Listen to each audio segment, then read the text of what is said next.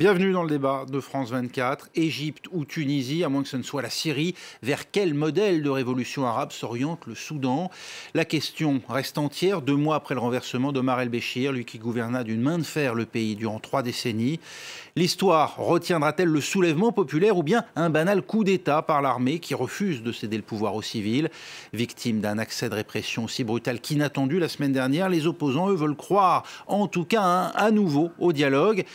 Pourquoi faire et avec quelle chance de succès? On en débat avec nous en direct du Maroc, Raphaël Chevrillon-Guibert, chercheur à l'Institut de recherche pour le développement, l'IRD, et au laboratoire Prodigue. Avec également ici même à mes côtés en plateau Rachid Saïd Yogoub, journaliste, porte-parole de l'Association des professionnels soudanais, le mouvement de la société civile qui a lancé la contestation en décembre dernier. Merci d'être avec nous, Rachid Saïd Yogoub. Également avec nous Gérard Prunier, historien, spécialiste de la Corne de l'Afrique, et puis Marc Goutallier, politologue et consultant à l'Observatoire des pays arabes, auteur de Quand le printemps brouille les cartes, c'est paru aux éditions Le Félin, et également auteur du guide Soudan 2011. Voilà. Donc comme ça, on sort à tout. Merci en tout cas à vous quatre d'avoir accepté ce débat. Les fers de lance de la contestation ont donc mis fin à leur mouvement de désobéissance civile, lancé après la répression de la semaine dernière. On va tout de suite à Khartoum, voir où en est la situation avec notre envoyée spéciale, Élodie Cousin. La vie a repris son cours normal dans la capitale soudanaise, Élodie. Ça a repris son cours normal, mais pas tout à fait. La situation, par exemple, le trafic s'intensifie. Il y avait un peu de bouchons dans certains gros axes de Khartoum aujourd'hui. Les transports se remettent en route. On voit davantage des boutiques ouvertes. C'est vrai que le mouvement s'essoufflait après 3 jours de grève intensive, mais c'était difficile pour les gens de vivre longtemps sans nourriture et surtout sans de ressources financières. Cela ne veut pas pourtant autant dire que les Soudanais abandonnent le combat. La situation reste très tendue et beaucoup confient avoir encore peur, ne veulent pas sortir, notamment à cause des pick-up et de la milice RSF qui est encore très présente dans les rues de Khartoum aujourd'hui. Les négociations doivent reprendre avec le Conseil militaire de transition. Alors, c'est un peu compliqué également. Certes, la médiation éthiopienne a annoncé une reprise prochaine des négociations entre l'Alliance pour la liberté et le changement et le Conseil militaire de transition. Toutefois, sur le terrain, l'opposition est beaucoup plus mesurée. Il y a des concessions certes de chaque côté. Des chefs de l'opposition ont été libérés de prison comme le capitaine Adil Mufti, chef de la Chambre du transport aérien. Mais plusieurs leaders de la coalition civile ont nié toute reprise du dialogue tant que l'intégralité de leurs demandes, au nombre de 6, ne seront pas entendues.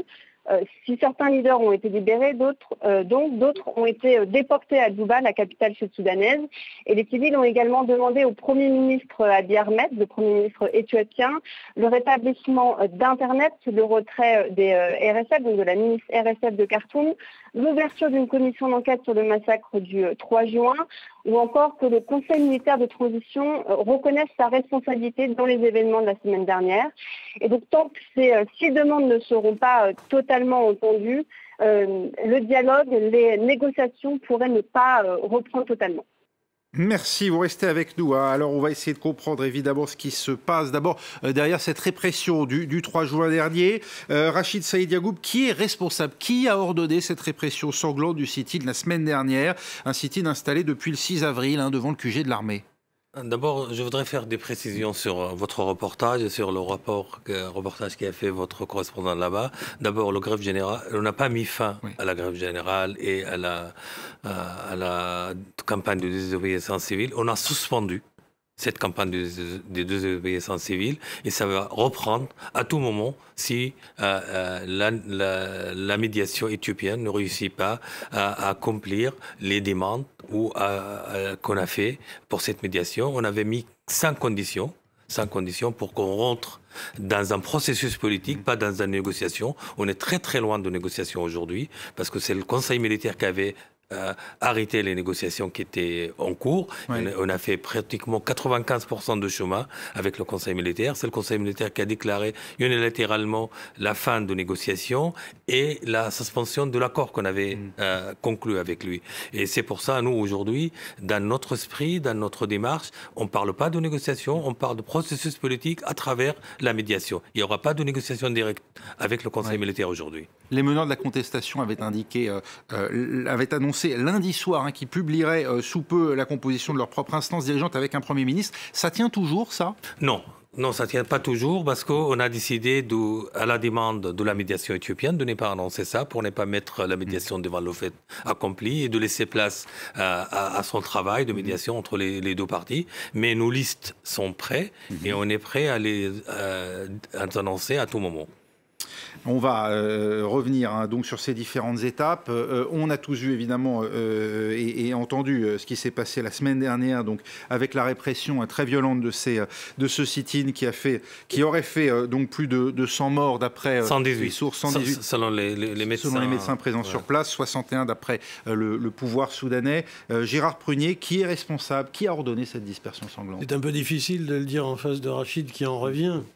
Mais bon, ce qui est assez clair, c'est que les vrais responsables sont à Riyad et à Abu Dhabi. C'est un exercice à haute tension qui est piloté depuis l'étranger. Parce qu'on a en face de nous une situation de division fondamentale à l'intérieur du monde musulman, entre l'Arabie Saoudite, les Émirats Arabes Unis et l'Égypte d'un côté, et puis de l'autre côté, le Qatar, l'Iran et la Turquie. Là, la menace est trop forte pour la région, pour Riyad et pour Abu Dhabi. Admettre un gouvernement populaire qui renverse un gouvernement militaire et qui instaure un régime démocratique civil, c'est pas acceptable. Donc, peu importe qui a servi de courroie de transmission entre les sponsors étrangers et les tireurs. Mais ce qui est évident, c'est que la décision a été prise de l'autre côté. Raphaël Chevrillon-Guibert, qui sont ces miliciens, ces RSF, ainsi que les forces spéciales de la police, d'ailleurs, parce qu'ils ne seraient pas seuls à être impliqués dans la répression de ces manifestations?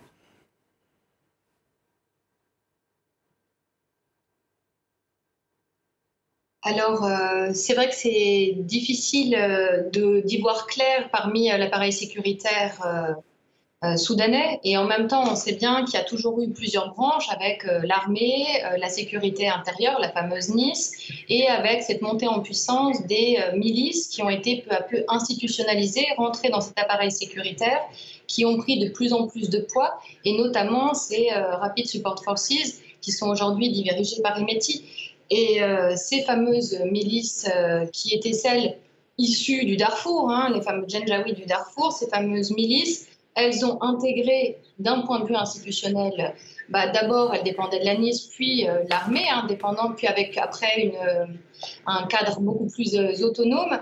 Mais voilà, la trajectoire, elle est la montée en puissance de ces forces miliciennes qui ont du coup des pratiques qui ne sont pas forcément celles des pratiques des militaires de carrière et qui n'ont pas surtout les mêmes, on va dire, bases économiques. On sait bien depuis quelques années que ces forces miliciennes tiennent notamment des zones économiques minières. Moi qui travaille beaucoup sur la question minière au Soudan, qui a remplacé après le pétrole une économie importante d'exportation, on sait que ces RSF contrôlent des zones clés au Kordofan, au Darfour, qui leur permettent d'avoir de l'argent du coup en interne. Et vous citiez tout à l'heure, Gérard Prunier citait le poids de l'Arabie Saoudite, et on sait bien que c'est aussi ces forces qui sont intervenues avec l'armée soudanaise comme combattants pour le compte de l'Arabie Saoudite au Yémen. Et du coup, on sait aussi que ces forces miliciennes ont gagné de l'argent, ont une assise économique de fait de cette intervention depuis 2015 au Yémen sous la tutelle de l'Arabie Saoudite. Des milices qui ont commis des exactions, puisqu'on évoque des viols, on évoque aussi des attaques même contre des hôpitaux.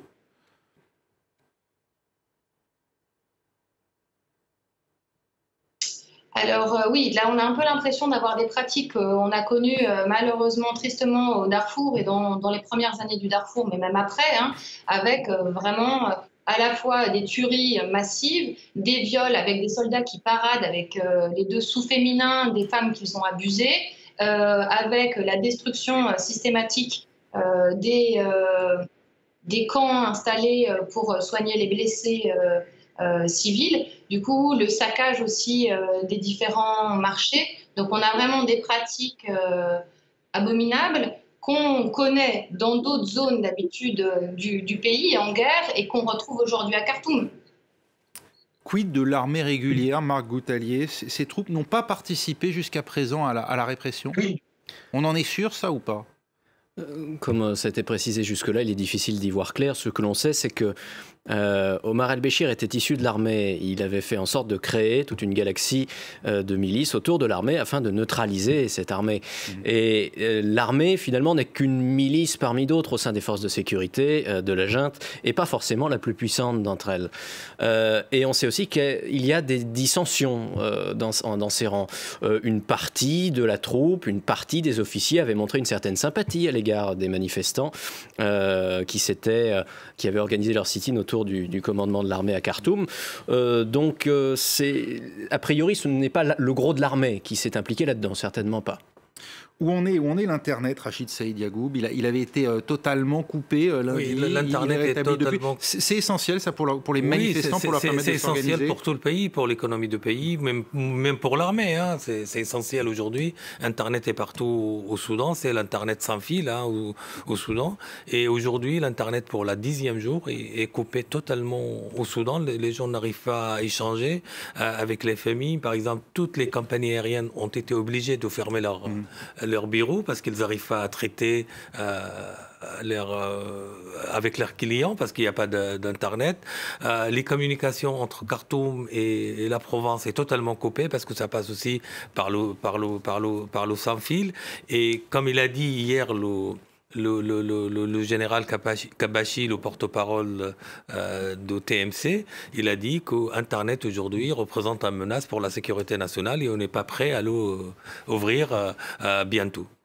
Et résultat, Élodie Cousin est donc avec nous par téléphone. Toujours pas de liaison à l'heure qu'il est. Est-ce que les capacités de mobilisation de l'opposition s'en ressentent aujourd'hui dans la capitale à Khartoum, Élodie? Oui, c'est sûr, parce qu'il est difficile pour les gens de communiquer. Certes, dans certains hôtels luxueux, l'Internet par la fibre est toujours accessible, mais l'Internet 3G, qui était très, très utilisé au Soudan depuis décembre, depuis les premières manifestations, les gens, c'était vraiment un moyen de se donner des informations dans un pays où il y avait une dictature, où les informations se circulent de manière très difficile. Internet est vraiment un outil essentiel pour pouvoir se regrouper, pour pouvoir se retrouver, pour réellement pouvoir communiquer, pour pouvoir vérifier ce qui se passe dans la rue. À Khartoum, il y a souvent ces derniers jours des rumeurs sur des RSF qui ont pu attaquer tel ou tel quartier. Ne pas pouvoir communiquer par Internet, c'est un vrai problème. Difficulté donc, qui d'ailleurs s'accompagne aussi d'un blackout sur des chaînes de télévision. Il est Al Jazeera notamment qui diffuse régulièrement des images des manifestations est fermé aujourd'hui à Khartoum. Non, c'est le bureau d'Al Jazeera qui est fermé, mais Al Jazeera utilise d'autres moyens, par exemple le direct par Facebook. Et il fait des émissions 24 heures sur 24, Jazeera Direct sur le Soudan. Et c'est une des chaînes les plus regardées parce que les chaînes là-bas ne sont pas regardées par Internet, c'est par satellite. On n'a pas besoin de l'Internet pour regarder les télévisions. Mais le problème de ces chaînes-là, comme disait Gérard Pronier tout à l'heure, c'est des chaînes qui sont liées à des régimes qui font partie des axes. Par exemple, les chaînes Al-Arabiya et Al-Hadath et Sky News Arabiya qui dépendent d'Abu Dhabi et de l'Arabie Saoudite, ils sont sur une certaine ligne pro-conseil militaire. On a Al Jazeera et la chaîne turque TRT et la chaîne russe RT qui sont sur une autre ligne qui est la ligne des frères musulmans, qui est la ligne des islamistes. Le cas d'Al Jazeera est assez paradoxal parce qu'il se trouve que le Qatar était proche du régime d'Omar el-Béchir et qu'aujourd'hui il est en train d'être évincé par la junte. Ce qui marque un changement important. Vous parlez de la junte au pouvoir. L'armée des régiments considérés comme trop conciliants avec les révolutionnaires, Raphaël Chevrillon-Guibert, ont été envoyés en province. Il y avait un risque de dissension au sein de l'armée.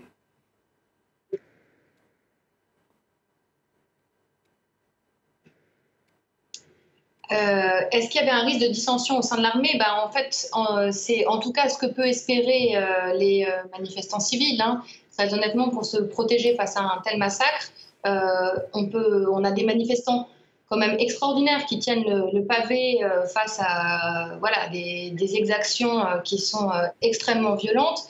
Espérer que certains segments de l'armée se mettent de leur côté, comme il y avait eu des signes au tout début de la prise de pouvoir par le Conseil militaire, c'est sûr que tout le monde l'a en tête. Après, justement, avec cette coupure d'Internet et la diffusion de rumeurs et l'utilisation aussi, on sait qu'il y a des cellules spécifiques au régime qui diffusent de l'information et de la fausse information. Du coup, on se retrouve un peu brouillé avec est-ce que oui ou non, il y aurait des dissensions? Ah bah tiens, il va peut-être falloir discuter parce que ces dissensions existent. Du coup, évidemment que côté manifestants civils, il y a une espérance que certains militaires reviennent à la raison et écartent les éléments les plus fous finalement de leur groupe. Mais de là à dire que c'est une réalité, c'est vraiment très difficile à dire, en tout cas pour quelqu'un qui analyse ça à l'extérieur. On va en reparler dans un instant. C'est déjà la fin de la première partie du débat. On se retrouve tout de suite. Restez avec nous.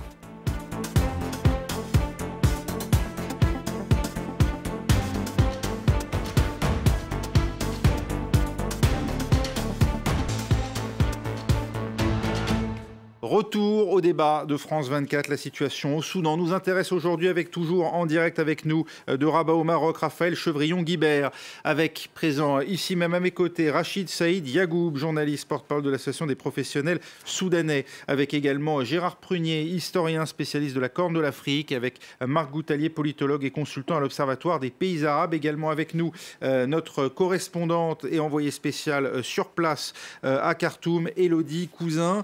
On va évoquer peut-être le rôle de ce médiateur dépêché donc par l'Union africaine, Gérard Prunier, le Premier ministre éthiopien Abiy Ahmed. Il faut d'abord dire qu'il est l'homme de la réconciliation entre l'Éthiopie et l'Érythrée. Oui, alors ça lui donne une image un peu surréaliste parce que on ne peut pas être l'homme de la paix universelle dans le monde entier. C'est gentil, mais c'est peut-être pas très réaliste. D'ailleurs, lui-même... je sais qu'il a personnellement certains doutes sur sa capacité d'action, étant donné les positions antagonistes à 180 degrés des gens auxquels il s'adresse. Il faut dire que l'Union africaine a un peu forcé la main du Soudan en la suspendant de ses instances.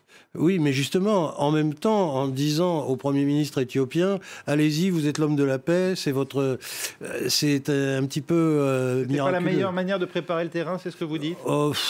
C'était, disons, gentil, mais pas très réaliste.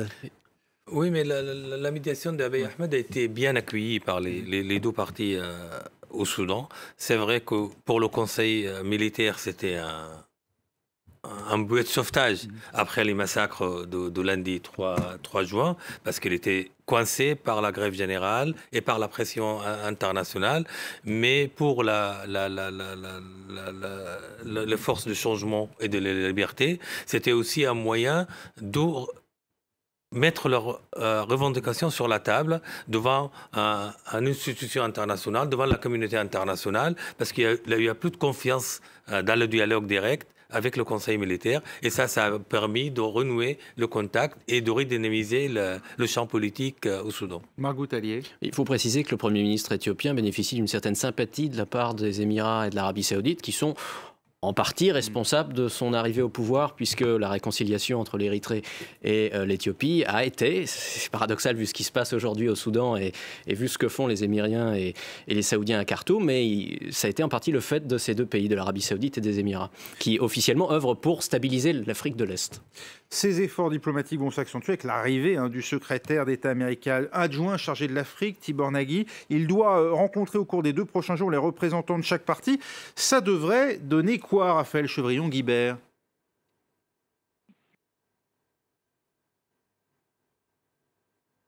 Alors, c'est vrai que c'est toujours un petit peu dur de lire dans la boule de cristal, mais en même temps, on peut saluer le fait qu'il y ait enfin une attention, je dis enfin une attention internationale qui soit cette fois-ci en faveur peut-être des manifestants civils. Je dis enfin parce que quand on regarde ces manifestations-là ont commencé en décembre, il y a eu beaucoup de temps avant qu'il y ait eu une réaction de la part de la communauté internationale qui y croit, qui se disent oui, on est face à des manifestants qui sont capables de créer une vraie transition démocratique pour le pays. Et du coup, c'est vrai que quand on avait vu tous les discussion, dialogue un peu timide, et même, alors si les dénonciations ont été larges, seule l'Union africaine a toujours été systématique en dénonçant la prise de pouvoir du Conseil militaire, en expliquant qu'il faut un passage à un groupe civil. Et du coup, il y a une grosse attente aujourd'hui face à, oui, il faut dénoncer ce massacre et il faut aller beaucoup plus loin dans la pression pour ne pas laisser le champ libre, justement, comme on disait, à l'Arabie saoudite, aux Émiratis, aux Égyptiens. Voilà, on est face à un cas de mouvement populaire extraordinaire qui peut vraiment permettre un changement démocratique au Soudan si la communauté internationale n'est pas beaucoup plus pressurisante. Comment on peut imaginer ensuite écouter leur dialogue en faveur d'un développement humain et d'un développement démocratique de l'Afrique? C'est vraiment quelque chose qui est essentiel, et pour ça la Troïka, et notamment avec les Américains, et c'est important de les entendre parce qu'eux aussi font partie de ceux qui quand même réagissent toujours systématiquement et qui essaient de soutenir ces manifestants civils. Rachid Sayyaoub, le secrétaire d'État adjoint américain peut avoir une influence sur les militaires au pouvoir au Soudan. Il a commencé d'abord par préparer le terrain en appelant le vice-ministre de la Défense saoudien, le prince Khalid Ben Salman, et il a appelé aussi le ministre des Affaires étrangères émirati. Et on a vu pour la première fois le ministre des Affaires étrangères émirati, Gargash, fait un tweet pour dire qu'il y a eu un massacre lundi 3. Il a qualifié de massacre ce qui s'est passé le lundi 3. Il a demandé une commission d'enquête internationale, et c'est ce que la demande des États-Unis. M. Nagui va présenter quatre demandes au Conseil militaire. La première concerne la commission d'enquête internationale sur tous les assassinats, les morts et les viols qui ont été commis depuis le 11 avril. Il va demander aussi un transfert rapide de pouvoir aux civils. Il va demander aussi que la force de changement et de la liberté soit le seul interlocuteur dans le transfert de pouvoir, parce que le Conseil militaire a depuis quelque temps commencé à contacter d'autres groupes politiques, et notamment les islamistes, pour leur faire part de cette transition. Et la dernière demande qu'il va faire, c'est de faire sortir les troupes de Hemeti, les Janjaouides, les forces de réaction rapide des grandes villes du Soudan. Et tous ces demandes-là, c'était illustré malheureusement au Darfour. Voilà, toutes ces demandes-là vont dans le sens de nos revendications. Gérard Prunier, il y a vraiment une détermination du côté américain à peser en faveur de l'opposition dans cette crise, face à des pays comme la Russie et la Chine, par exemple, qui, eux, sont vraiment des alliés, on va en parler dans un instant, du pouvoir soudanais. Vous savez, j'étais à Washington il y a 15 jours. Si on est capable de discerner de la part du président Trump, qui a vraiment une conception totalement exécutive du pouvoir, de toute manière, j'ai une assemblée, elle est là pour approuver ce que je dis. C'est vraiment une opération de haut équilibre, parce que on le voit dans d'autres dossiers. Par exemple, avec la Libye, un jour, on dit non, on soutient le gouvernement légal. Après, on téléphone à monsieur Haftar, et on lui dit « Ah ben non, c'est vous avec qui nous sommes en sympathie ». Donc, de dire « Y a-t-il une ligne officielle américaine ?» Bon, il y en a une de monsieur Tibor-Nagy, tant mieux. Est-il capable d'aller jusqu'au bout avec ça ? God knows. Oui, mais pour la première fois, quand même, le président Trump a nommé un envoyé spécial pour le Soudan. Le dernier envoyé spécial pour le Soudan, c'était M. Bush, à l'époque Obama. Sa mission a terminé avec Obama. Il a été reconduit hier par le président Trump comme envoyé spécial pour le Soudan pour assurer la transition démocratique dans le pays. Marc Goutalier, les États-Unis et l'Europe aussi dans tout ça, parce que finalement, bon, la France notamment appelle à la modération. Quelle est la crainte qu'il y ait une tribalisation du Soudan comme ça a été le cas en Libye ? Il faut dire ce qui est. Je pense que vu de Washington ou des capitales européennes, le Soudan n'a pas une grande importance. Et surtout, les principaux soutiens de la junte aujourd'hui sont l'Égypte, l'Arabie saoudite et les Émirats, on l'a dit, c'est-à-dire trois très bons alliés des pays européens, des États-Unis, trois grands acheteurs d'armes. On ne va pas aller à leur rencontre, c'est ce que vous dites ? Non, c'est-à-dire qu'on va forcément émettre des condamnations, on va appeler au dialogue, on va appeler à tout un tas de choses, mais in fine, ce qui nous intéresse, c'est globalement la lutte contre le terrorisme, ça c'est surtout côté américain, et puis les flux de l'immigration côté européen. Si ça peut être préservé au sein d'un Soudan, d'un futur Soudan, on s'en contentera malheureusement. Élodie Cousin, le lieutenant général Abdel Fattah al-Burhan, qui dirige donc aujourd'hui le Conseil militaire de transition, s'est rendu, c'était fin mai, en Égypte, en Arabie Saoudite et aux Émirats Arabes Unis. Ces deux pays, d'ailleurs, ces deux derniers pays qui avaient annoncé une aide conjointe de 3 milliards de dollars au Soudan. Aujourd'hui, aux yeux de la population et des manifestants, le pouvoir est aux ordres de l'Arabie Saoudite et des Émirats Arabes Unis. Oui, c'est sûr qu'il y a en tout cas pas forcément aux ordres, mais des interrogations, notamment puisque le massacre qui a eu le 3 juin dernier a eu lieu juste après la visite du général Burhan dans ces différents pays. En tout cas, s'il n'est pas aux ordres, on peut dire qu'il a dû recevoir des soutiens ou recevoir certains... Enfin, lui dire en tout cas qu'il pouvait faire ce qu'il voulait au Soudan, qu'il n'aurait pas de sanctions. Et la population ici a vraiment le sentiment d'être abandonnée, d'être juste le théâtre de différentes coalitions internationales, Arabie Saoudite, Égypte. Et ils ont très peur, notamment, c'est ce qu'ils disaient quand il y avait encore le sitting, ils avaient vraiment peur qu'il y ait un copier-coller de ce qui s'était passé en Égypte et que leur révolution soit volée et qu'au final, le général Burhan ne fait qu'appliquer l'exemple qu'il y a eu en Égypte.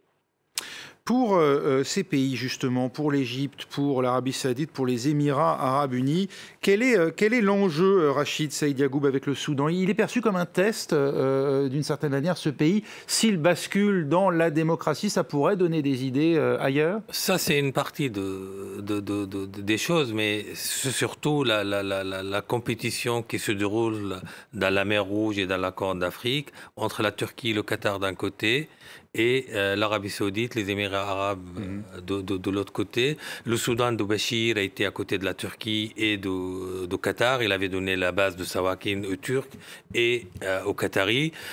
L'Arabie Saoudite et les Émirats Arabes Unis veulent que les soldats soudanais qui continuent à combattre avec au Yémen continuent, parce qu'il y avait des signes de l'opposition comme quoi on va retirer nos forces du Yémen parce que c'est une guerre qu'on n'a pas intérêt à le faire. Et troisième élément important, l'Arabie Saoudite et les Émirats Arabes Unis et l'Égypte, et ça c'est la grande contradiction de la politique de ces pays-là.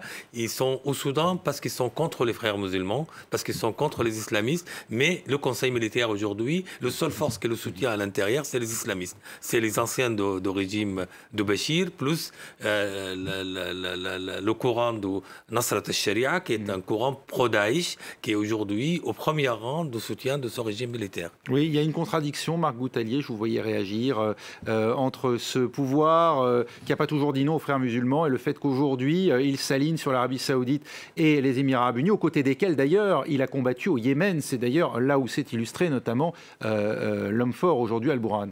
Bien sûr, l'excuse de la lutte contre les islamistes ne tient pas en réalité, c'est juste parce que un mouvement de contestation qui remet en cause un pouvoir établi, eh bien, menace la stabilité de toute la région et surtout menace le réseau d'alliances que se sont forgés les Émirats Arabes Unis et l'Arabie Saoudite. Donc oui, il y a un paradoxe flagrant puisque en Libye, par exemple, les Émirats soutiennent les forces d'Haftar officiellement parce qu'en face ce sont des islamistes. Oui, mais même dans le camp d'Haftar, il y a de toute façon des radicaux. Donc ça, il faut pas se fier juste à cette propagande anti-islamiste. Il y a évidemment beaucoup de double jeu derrière cela. Les islamistes aujourd'hui soutiennent le pouvoir, c'est comme ça qu'on peut le dire, Gérard Prunier, ou c'est exagéré? Ils le soutiennent au point d'essayer de le renverser apparemment. Alors il faut savoir, ce que je pense qui est le message de toute cette histoire, c'est qu'on est obligé de prendre un côté. C'est-à-dire, ce que Béchir a tenté de faire pendant des années, c'est je suis à la fois ami des Turcs, ami des Saoudiens, avec les Émiratis, avec le Qatar. Tout baigne. Non. Là, on est sorti de l'ambiguïté et il n'y a aucun doute que les gens qui font claquer le fouet exigent que l'on danse sur leur musique. Ces alliances successives et parfois simultanées, Raphaël Chevrillon-Guibert, elles semblaient possibles pendant longtemps, jusqu'à la brouille, finalement, jusqu'à ce qu'éclate au grand jour la brouille entre l'Arabie Saoudite et le Qatar, victime d'un embargo dans cette région des Émirats, enfin du Golfe Persique plutôt. Est-ce que ces tensions ont modifié considérablement finalement la carte régionale et vont provoquer d'autres soubresauts d'après vous ?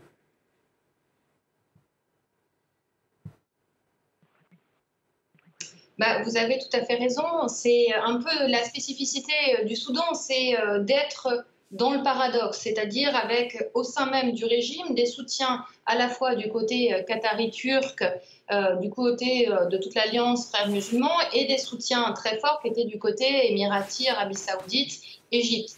Et le régime de Béchir a su jouer de ces différents soutiens avec à l'intérieur des recompositions un peu systématiques en fonction des contextes différents. Le contexte que vous évoquiez quand le Qatar s'était vu placé en embargo par l'Arabie Saoudite, les Soudanais s'étaient proposés de jouer la médiation, ce qui signifiait bien justement ce côté très spécifique du régime avec la capacité d'être des deux côtés. Et dans la lecture de l'échiquier international, on a du mal à voir un acteur qui est à la fois dans ce qu'on pourrait appeler un double jeu, mais en fait, c'est pas forcément un double jeu, c'est que ça va pas forcément être les mêmes personnes au sein même de l'appareil de pouvoir. Et c'est vrai aussi côté opposition.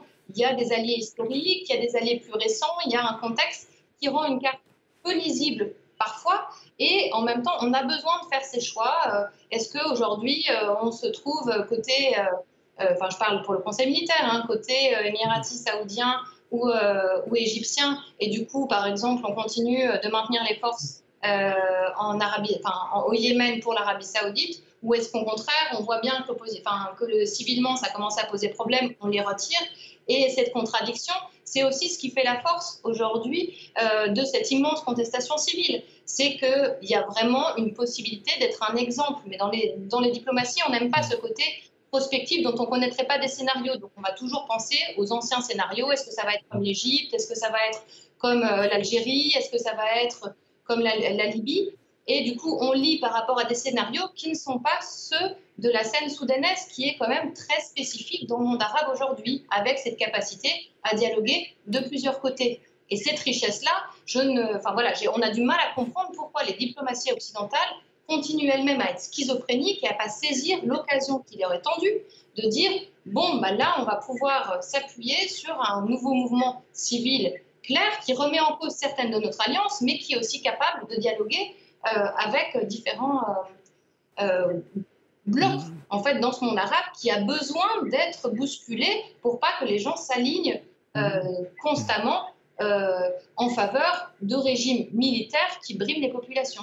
Maghoutal, vous vouliez réagir? À l'international, il est clair que le régime d'Omar el-Béchir avait mangé à tous les râteliers. Il faut rappeler que jusqu'en 2015, il était proche de l'Iran. Il a rompu sur ordre de l'Arabie Saoudite et des Émirats avec l'Iran. Pourquoi manger tous les râteliers? Simplement parce qu'il était aux abois sur le plan économique. Il faut rappeler que la révolte qui a renversé Omar el-Béchir est née de la crise économique dramatique qui frappe les Soudanais. Ensuite, ça s'est politisé. Il y avait tout un tas de raisons pour cela. Du prix du pain, mais il y avait le nerf de la guerre qui était là. Oui. Et aujourd'hui, c'est finalement la junte devrait chercher, on a envie de dire, à tirer le Soudan de sa situation déplorable en s'ouvrant vers l'extérieur, en s'ouvrant à beaucoup de monde. Le régime est encore sous sanction, le pays est encore sous sanction américaine, il est sur la liste des pays soutenant le terrorisme.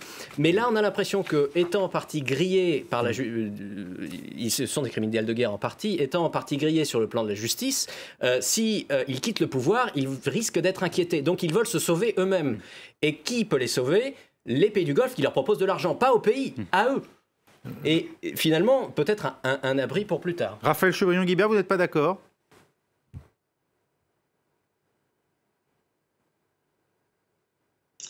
J'étais pas tout à fait d'accord sur le côté ils vont manger à tous les râteliers parce qu'ils sont aux abois économiques. Si on regarde, on va dire, l'histoire longue économique du pays, des liens à la fois côté Arabie Saoudite et des liens côté Égypte et des liens côté Turquie comme Asie, c'est des liens qui sont très longs, qui sont les Saoudiens, on remonte même aux années 70, enfin tous les pays du Golfe, les grands investissements agricoles dans la période du grenier du monde arabe, c'est des liens historiques. On peut même remonter avant, durant les premières années après l'indépendance. On a ces liens très historiques avec la Corne.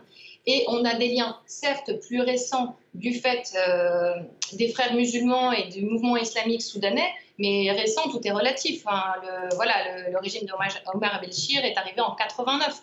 Donc il y a eu aussi tous ces liens tissés avec d'autres scènes et qui étaient aussi des liens économiques. Hein. On regarde les différents investissements des pays comme le Qatar et des liens qu'on a pu avoir avec l'Iran. Tout ça, c'est pas que l'immédiat de la crise économique qui a frappé le pays à partir de 2011 et qui fait que oui, il y a eu un besoin excessif face à une crise monétaire très forte de rentrée d'argent et du coup là on est allé frapper directement à côté des grands frères de l'Arabie Saoudite et du Qatar. Marc Boutali vous répond brièvement. Je souhaitais juste relier cela avec évidemment la sécession du Soudan du Sud qui a fait perdre au Soudan une très grande partie de sa manne pétrolière.